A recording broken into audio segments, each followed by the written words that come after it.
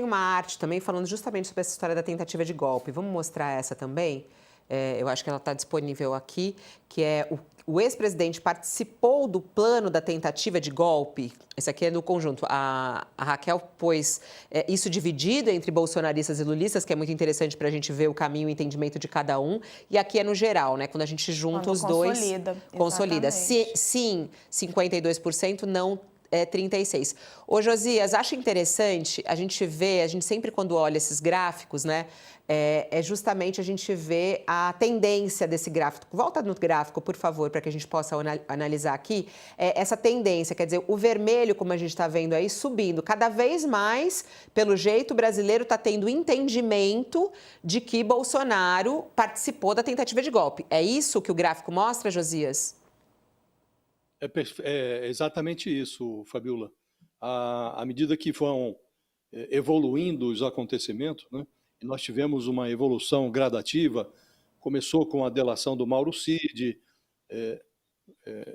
incursões da Polícia Federal nos equipamentos eletrônicos do Mauro Cid levantaram uma série de dados, troca de mensagens, documentos, áudios, que reforçaram o que dizia o delator, e depois vieram os testemunhos de dois ex-comandantes militares, o do Exército e o da Aeronáutica, Freire Gomes e o Batista Júnior, corroborando a existência de uma minuta de golpe, de reuniões em que o presidente expôs essa minuta aos seus comandantes militares, pedindo a eles que aderissem, uma minuta que previa intervenção na justiça eleitoral, anulação da eleição, composição de uma junta militar para gerenciar a crise, num processo que resultaria na permanência do Bolsonaro no poder. Então, dois comandantes militares testemunharam, corroborando esse enredo. E, na sequência, veio a denúncia do procurador-geral, uma denúncia sólida, que foi convertida em ação penal. Estamos agora, depois de assegurado o devido processo legal, com a manifestação dos réus, desse núcleo chamado de núcleo crucial, que envolve o Bolsonaro e outros 7 cúmplices, estamos agora, depois de todo esse procedimento, prestes a iniciar o julgamento. Vai começar no dia 2 de setembro, portanto, daqui a uma semana, e termina no dia 12 de setembro, com a provável condenação do Bolsonaro e da maior parte dos seus cúmplices, né? Então, à medida que evoluiu,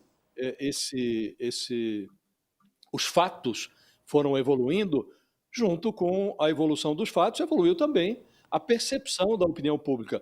E essa pesquisa da Quest mostra ali uma gradação. Em março era um percentual, subiu,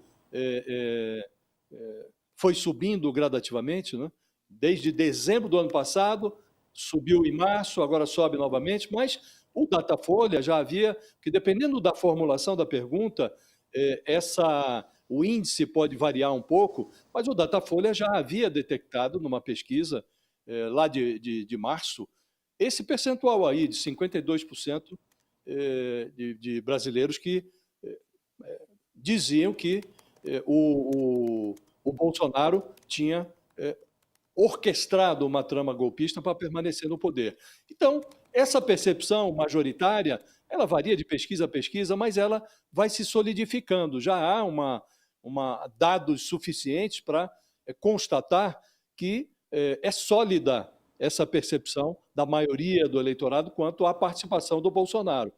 E é curioso um outro dado muito curioso, um outro dado não está divulgado agora pela Quest, mas como você disse mais cedo, Fabiola, essa última pesquisa mais recente da Quest foi sendo divulgada em fatias, né? E a Quest fez uma pergunta que é muito relevante para a gente começar a compreender a evolução da opinião pública, né? A Quest, os pesquisadores da Quest perguntaram para os entrevistados qual é a posição em que eles se encaixam dentro das posições políticas que estão postas, né? Aí 19% se declararam lulistas, 14% esquerda não lulista, e não tem posicionamento nenhum ideológico 30% do eleitorado, direita não bolsonarista 20% e bolsonarista 13%. Então, o pedaço bolsonarista radical do eleitorado, aquele eleitor que mata e morre pelo Bolsonaro, esse está reduzido hoje, segundo o levantamento da Quest, a 13%. 13%. E há uma direita não bolsonarista que, portanto, está mais permeável à percepção da realidade, 20%.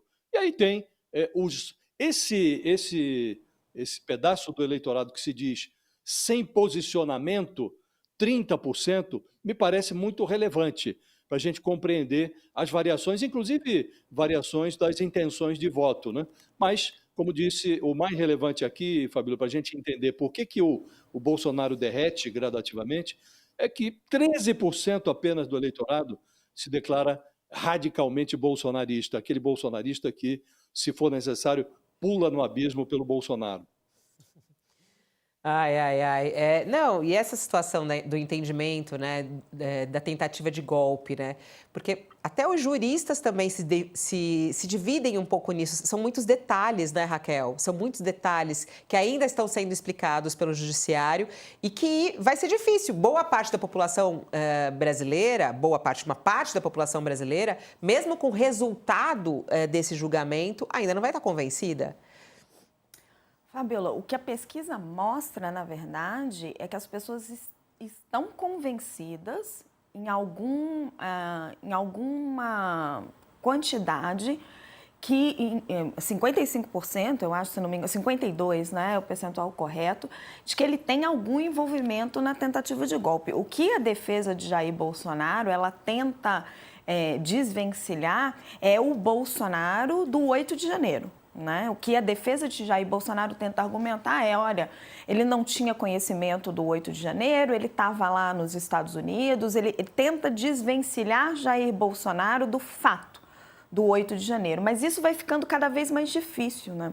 A PGR traçou ali um caminho, junto com a investigação da Polícia Federal, que vai mostrando desde o começo que todas as tentativas de incitação de Jair Bolsonaro, elas vão culminando de uma forma ou de outra nos acontecimentos do 8 de janeiro. Se você for pegar todas as tipificações penais, fica mais complicado para ele conforme mais envolvido ele estiver, né? Se a Procuradoria conseguir realmente demonstrar que Jair Bolsonaro era uma espécie de mandante do 8 de janeiro, os tipos penais para ele ficam mais agravados, a pena dele é mais pesada.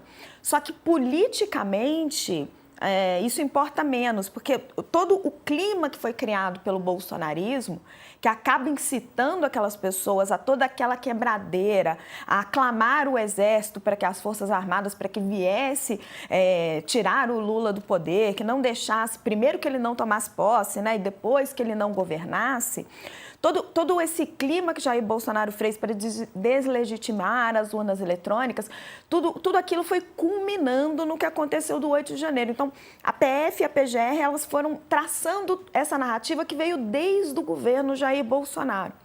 Então, vai ficar ali um ponto jurídico para ser decidido no julgamento se Bolsonaro era ou não um mandante efetivo, mas um clima político já ficou demonstrado. Então é por isso que você vê na percepção das pessoas isso de uma maneira muito clara, de que ele tem algum envolvimento na tentativa de golpe porque ele incitou isso. Ao longo de todo o seu mandato, ele incitou quando ele não reconhece a validade das urnas eletrônicas, quando ele não passa a faixa para Lula.